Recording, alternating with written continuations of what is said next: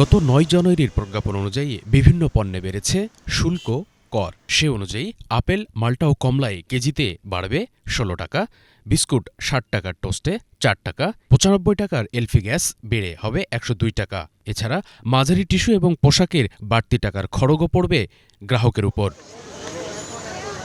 প্রজ্ঞাপনের মাধ্যমে mobile internet সেবায় ৩% সম্পূরক শুল্ক বৃদ্ধি এবং ব্রডব্যান্ড ইন্টারনেটে ১০% এইচডি ও ভ্যাট আরোপ করা হয়েছে। ফলে বর্তমানে গ্রাহক ১০০ টাকার রিচার্জে ব্যবহার করতে পারবে ৪৩.৭ টাকা। ৫০০ টাকার ইউজার ৭৭ টাকা ৫০ পয়সা অতিরিক্ত দিতে হবে, ১০০০ টাকার ইউজার ১৫৫ টাকা অতিরিক্ত দিতে হবে।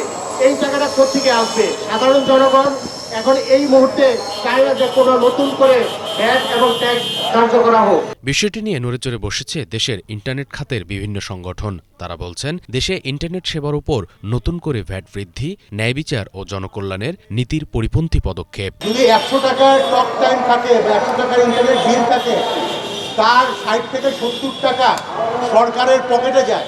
পৃথিবীর কোনো দেশে ইন্টারনেট বিলের এত বড় টাকা সরকারের পকেটে যায় না। এছাড়াও আমরা জানি এখানে গত ১৫ বছর বিভিন্ন ধরনের মনোপলি করে এলকেটিএনের মাধ্যমে মনোপলি করে কিছু কোম্পানিকে ব্যবসা দেওয়ার নামে আমাদের ইন্টারনেটের দাম বাড়ানো হয়েছিল। বর্তমান সরকার কার স্বার্থে এই দেশীয় উদ্যোক্তাগুলোকে গলা টিপে মেরে ফেলতে যাচ্ছে? এই বৈষম্য বিরোধী আন্দোলনের পরে যে ডিজিটাল ডিভাইড হবে, এটা কোনোভাবে এই সরকারের কাছে কাম্য না। বৈষম্য যেন আবার রিপিট না হয়, এই দিকে আশা করি আপনারা নজর রাখবেন। ইন্টারনেটের কর কমিয়ে জনগণকে সেবার আওতায় আনলে সরকার ২,০০০ কোটি টাকা অতিরিক্ত রাজস্ব আদায় করতে পারত।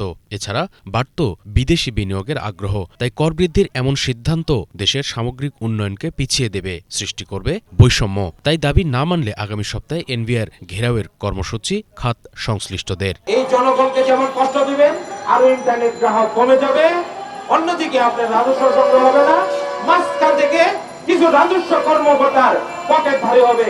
এই কথাগুলি ইন্ডাস্ট্রির লোকরা হয়তো বলতে পারেন না, কেননা ওনারা যদি বলেন ওনাদের পরের দিনে একটি নোটিশ পাঠিয়ে দেন। তাদের দুর্নীতি, অপকর্ম আর এনবিআর এর অপকর্মের দায়ভার ১৮ কোটি জনগণ বরদাস্ত করবে না। আজকে এখানে যেভাবে দাঁড়িয়েছি, এনবিআরেও যাব, প্রয়োজন বোধে আমরা সচিবালয় ঘেরাও করব। ব্যাটারি আলাদা যদি সরকারের সিদ্ধান্ত পরিবর্তন করতে পারে, আর যারা দেশে ১৮ কোটি মানুষের সেবা প্রদান করেন তারা কেন পারবেন না? এছাড়া পরিবর্তন আসছে মোবাইলের বিভিন্ন ভয়েস এবং ডেটা প্যাকেজেও। এমনিতেই গ্রাহকের নিম্নগতি, তার উপর বাড়তি কর, এ যেন এক প্রকার ব্যবসায়িক চ্যালেঞ্জই দেখছেন এই কর্মকর্তা। সাপ্লিমেন্টারি ডিউটি বাড়ানো হলো, এইটা কিন্তু আপনার কাস্টমারের উপর একটা এক্সট্রা বার্ডেন, যেটা আমরা যেদিন এসআরও দেওয়া হয়েছে বৃহস্পতিবার রাত্রে, সেদিনই আমরা ইমপ্লিমেন্ট করতে হয়েছে, কারণ সেভাবে আমাদেরকে ইনস্ট্রাকশন দেওয়া হয়েছে। এটার কারণে যেটা হয়, আপনার যতগুলো সার্ভিস হবে আপনার মোবাইল কমিউনিকেশনসের মাধ্যমে, কানেক্টিভিটির মাধ্যমে, সব ক্ষেত্রে আপনার সাপ্লিমেন্টারি ডিউটি যেটা 20% ছিল সেটা 23% করে হবে। সো সুতরাং অ্যাভারেজ প্রত্যেকটা প্যাকেজেরই প্রাইস আপনার সেই অনুপাতে বাড়বে। এখন যখন সাপ্লিমেন্টারি ডিউটি বাড়ে, সেখানে একটু ভ্যাটেরও ইনক্রিজ হয়। সো সব মিলে প্রত্যেকটা গ্রাহকই কিন্তু এখানে এফেক্টেড হবে। উদ্ভূত পরিস্থিতিতে ছোট উদ্যোক্তারা যেমনভাবে হুমকির মুখে পড়বে, একইভাবে গ্রাহকের উপর অতিরিক্ত করের বোঝার চাপ বাড়বে। ফোনে ইন্টারনেট সেবা বিমুখ হবে জনগণ, যা তৈরি করবে নতুন বৈষম্য। আইটি সেক্টরের মানুষ কিন্তু। শুভ ইসলাম, বাংলাভিশন, ঢাকা।